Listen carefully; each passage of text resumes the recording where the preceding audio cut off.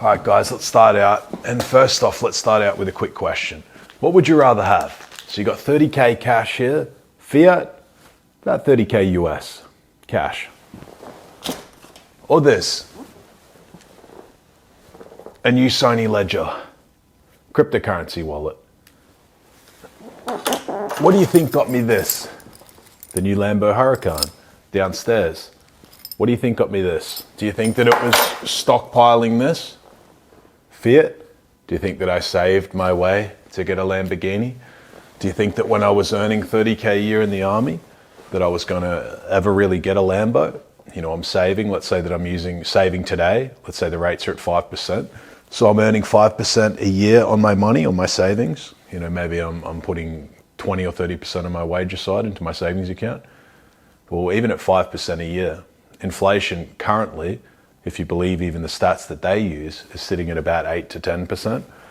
And that's on the dollar. So that's in the US. If you're based out of some of these other countries, let's say you're in Turkey, let's say you're in parts of South America, let's say you're even in Poland with the zloty, you know, you're looking at much higher inflation. The dollar itself still has a considerable amount of demand, and it's a safety play. It's a position where guys move into from their currencies. They might be in an emerging market currency. Let's say they have currency in, you know, South America or something like that. They'll move their currencies into dollars because they think that it's a safety play. You know, they know that the dollar is probably going to stick around.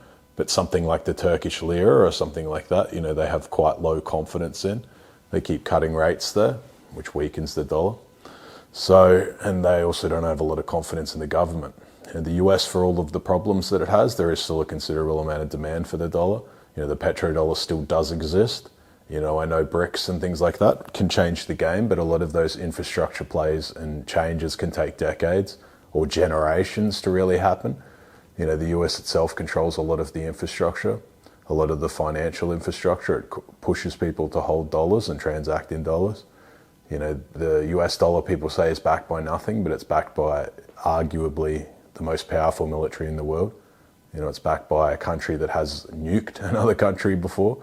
You know, it's generally backed by a country that doesn't really mess around when it comes to war. They destabilize governments and they can do all kinds of things. So people know that, you know, it's something that's probably going to stick around for the long term.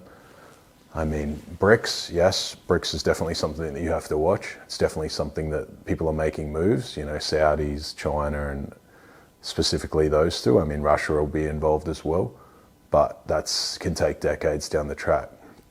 But getting back to my original point, crypto is how I got that Lamborghini. You know, investing is how I got that Lamborghini. Investing is how I bought the free time to essentially do everything that I want. You know, investing is why I have this view. You know, the view that I have arguably the best view in the city. And my apartment is, yeah, that's what you pay for. You pay to have the best view of the city. I live in the best apartment block in the city. You know, I have all of this free time. Today I'm going to go out to Heron Live, which is a premier resort here. You know, it's a 4-hour drive. I'll take my Lambo. I'll take a girl that I'm seeing. She's a great girl. You know, I'll take her with me and we'll have a great weekend. You know, this is the things that I had dreamt of when I was a kid. You know, I thought that I wanted the money when I was a kid. You know, I thought that I wanted to be wealthy. I thought that I wanted to be rich. I wasn't around rich parents. I grew up in the welfare capital of Victoria. I grew up in Traralgon. I lived in Cranbourne as well. Both are arguable ghettos. You know, they're both areas that aren't really nice areas. They're full of people that are quite poor. So it took me a lot of deprogramming to not have that sort of a slave mindset of a worker. You know, it took me a lot of conditioning and lessons that I learned, and also self-taught to learn how to invest. You know, not just invest my money, but my time. And I realized that it wasn't the money itself that I had wanted. It's the freedom to do things, you know, the freedom to have the time, to not be trading my time for money, to actually have my money working for me. You know, and I know some of you guys won't have a lot of money. You know, some of you won't have 100K or something to invest, or 50K to invest, or even 10K to invest. But you have to learn the habits, because as your income goes up over time, you are still putting that same amount of money in, Maybe you're still investing your 10, 20% net a month, net of your profits. Whatever you get, you're investing 10, 20% a month.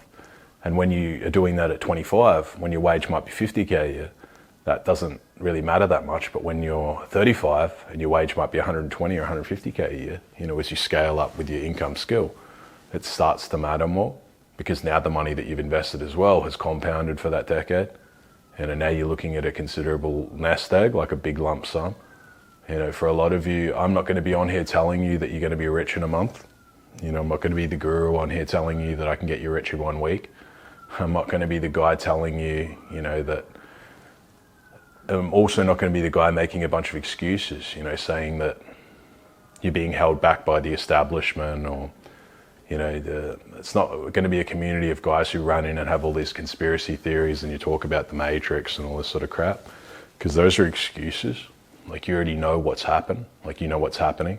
There's no reason to sit there and, debate about politics and crap like that. Like, the group itself, the mastermind, it's only to make money. Like, we're just talking each other through to invest smart and make money. And we'll do meetups and things like that. But it's not somewhere to get stuck in the weeds, get bogged down in the details, to just endlessly talk about conspiracy theories or something like that, because that's just inaction. Like, that's just putting your mental energy into things that you can't control. You can't change how the game's played. Like, you just have to learn the rules and play within the framework, but you can win within the rules. Let's say chess or checkers. Just because you're a pawn today doesn't mean that you can't become a more valuable piece and get to the end of the board. I mean, that's what this is about. So you can secure the life and future for you and also your family. Because if you don't learn how to invest, like, you don't learn how to invest in tech, you completely neglect that sector, like you neglect crypto itself as well, you will be punished. You'll be punished because you'll miss opportunities. Like, we're moving more into a tech world itself. We're moving into a metaverse type of world, a virtual reality world, an AI world. Bitcoin itself will have utility and usage that no one can foresee now. It's still a tech product, it's still a currency, it's still a large store of value. It's still an energy play as well. Like, it takes X amount of energy to make a Bitcoin. Whether you agree that it's a form of electricity, that's up for debate. But I agree that it actually is, much like Saylor has said. There's a lot of big players coming into that sort of sector, that space. So I do think that it's around for the long term, And that's what this group is about. It's about making your life better. It's about doing things that are going to, secure your bloodline and secure you for the generations to come. It's not about, like I said, it's not about buying pump and dumps. It's not about shilling projects that, I would hold half of the tokens or something that I made out of thin air just to destroy people. It's a very long-term thing. It's a long-term thinking game. It's not, the mastermind itself is not going to be a place where people can just come in and shill their projects and garbage. You can suggest projects, there'll be a room for that to the side. You can suggest projects, maybe you can even suggest projects that you run, but they will be vetted before they're even talked about in the group. I will vet them as I get around to it. I'm sure that there'll be a flood of projects initially for me to look into, and that project won't be mentioned until it passes my due diligence. It passes me checking the contract. It passes me passing it to guys that I know that are developers who look through the contract, who look through the project itself, who look at it from a tech perspective. I'll look at it from an investor perspective. I'll look at it that I think that if it has a narrative, I think that it has legs, I think that if there's going to be a good return on it, because that's all I care about. I'm not the guy jumping on here telling you that, I'm just in love with Bitcoin or I'm in love with a specific project. I'm not a bag holder, and I'm also not someone who is heavily emotional as an investor. If someone tells me that if I love Bitcoin, I like it, but then fundamentally something changes in it, I won't like it anymore. I'm in it for the money. I do like the tech itself as well, but I'm primarily in it for the money. I'll say that outright. I do respect the tech. I've been in the tech. I've known about it since Silk Road. I've been in Bitcoin since 2015. I respect the tech. I respect the guys behind it. I think that it's a great thing for humanity as well. I think that sensor-resistant money or sensor-resistant store of value is great. But I also am more worried about, my friends, my brothers who come to me and ask for crypto advice. I'm more worried about them not losing their money. I'm more worried about them making great gains. I'm more worried about my kid having an inheritance, me still being able to provide for my kid. I can't pay her in Bitcoins if Bitcoin craters to zero, so it's largely about the money for me. And then the tech comes second, my love of the tech. And the communities and things like that I do value, but yeah, it's primarily the money. Like that's my background. My background is funding. My background still, I still work with some funds currently advising. But I like the concept of being able to run this course and the mastermind as well, because I can reach a lot of people quickly. I can reach them because the thing with the crypto market, it's forever changing. It changes quickly. I've got this course itself, the video course has come out, and you will see that the course is mostly fundamental stuff because the projects and narratives and, ETF concepts, things like that, that changes fast. Any course that I'm going to do will be kind of within 6 to 12 months need a refresher or need an update.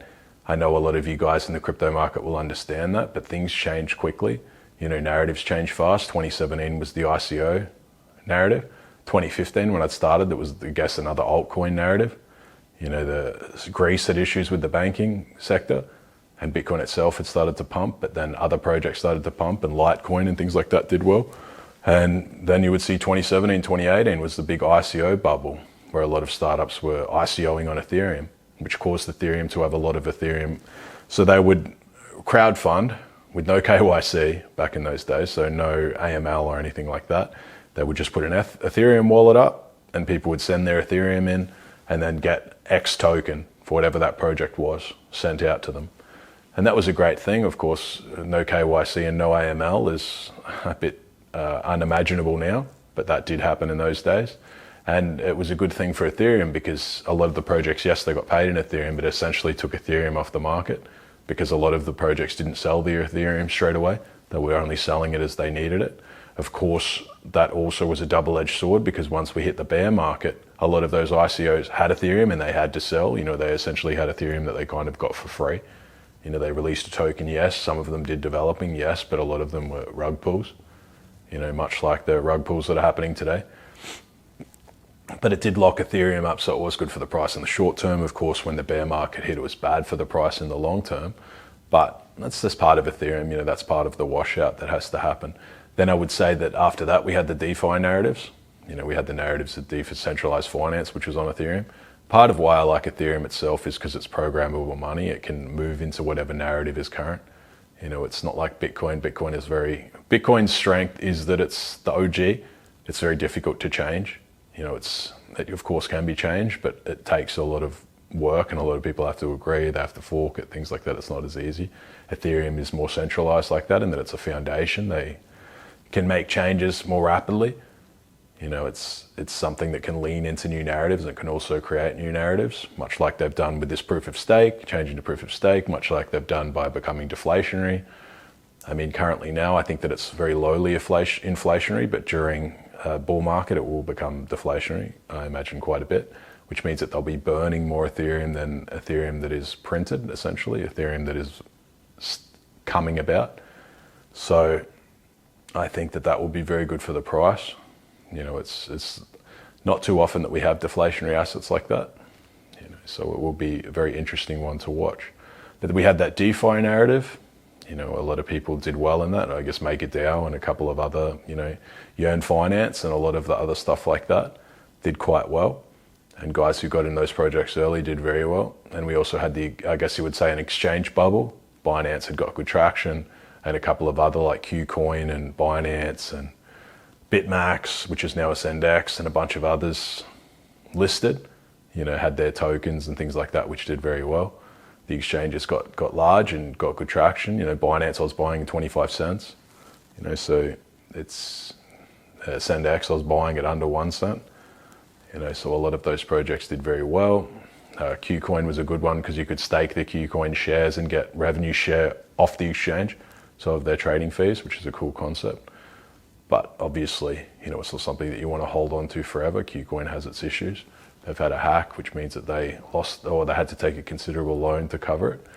And Binance itself with CZ, I do like Binance and I do like the exchange, but I think that they're going through regulatory issues currently.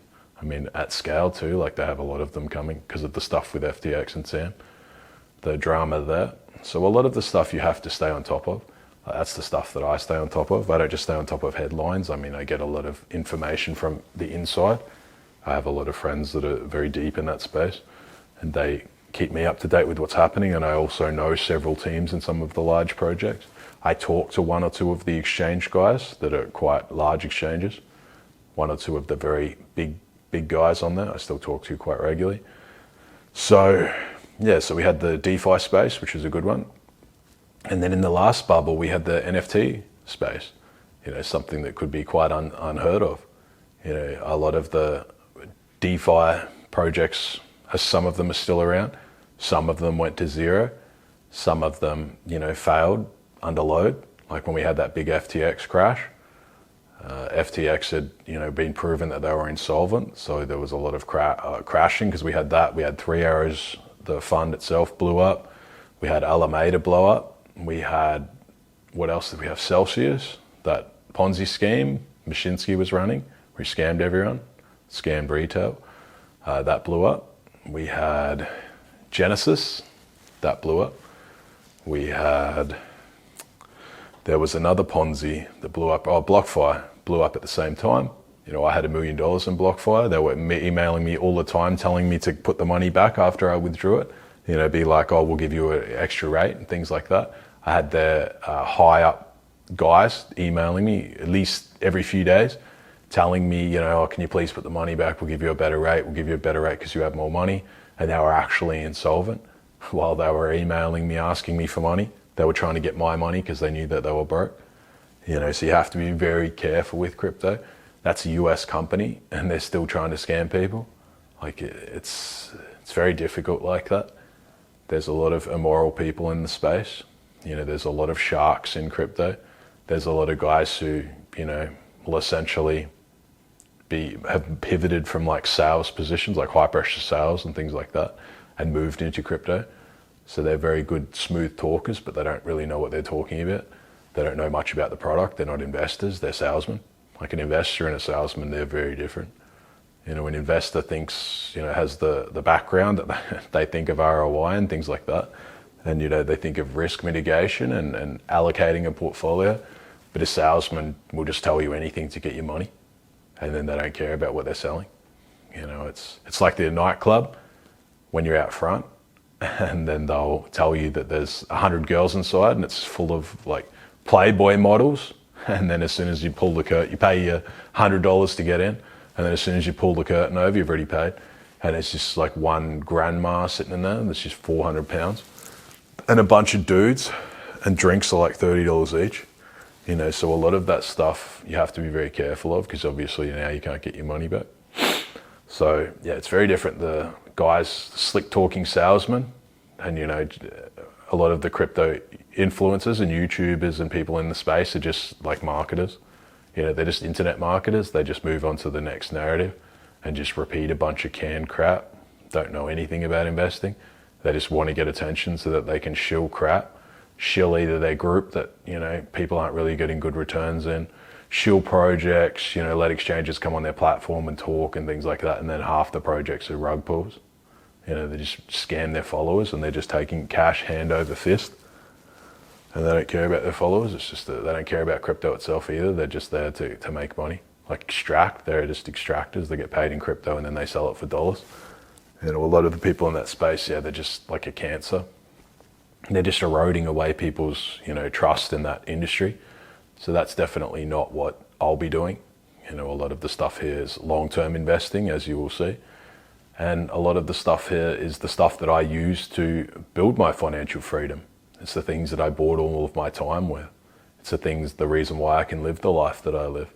On Instagram and even on my X now to a degree, which was Twitter. And I've got my Telegram announcement channel. And a lot of the stuff that I post is my life. You can't fake a life. You can't fake being that guy. You can't LARP about that sort of stuff. You can LARP about a few small things, yes. Like guys get rentals and go to Dubai and do all of that crap. Like they do it for a short time. You can't LARP about your life for years. Like I do essentially every day. I can do whatever I want because I'm a smart investor. You know, I had a trade on Ethereum and I made 120K last couple of months, and that was about a 2-month trade though. But still, you know, and I still make 500K passive. You know, I'm a guy who, before I even sold a course, like before I turned the YouTube on, I was a multi-millionaire. You know, before I even presented with a crypto course, I already had my Lambo, I had millions of dollars, I had my 500K passive. You know, I'm not on here convincing you that I'm rich and then you're going to make me rich by giving you your money. You know, I already had it all. So now I present in a position to actually teach because I'm a person who's done it all. So I would think that, you know, a lot of you guys will see the value in what I have to offer, and you see the value when you join the course. And I look forward to seeing you in there, lads. Till next time.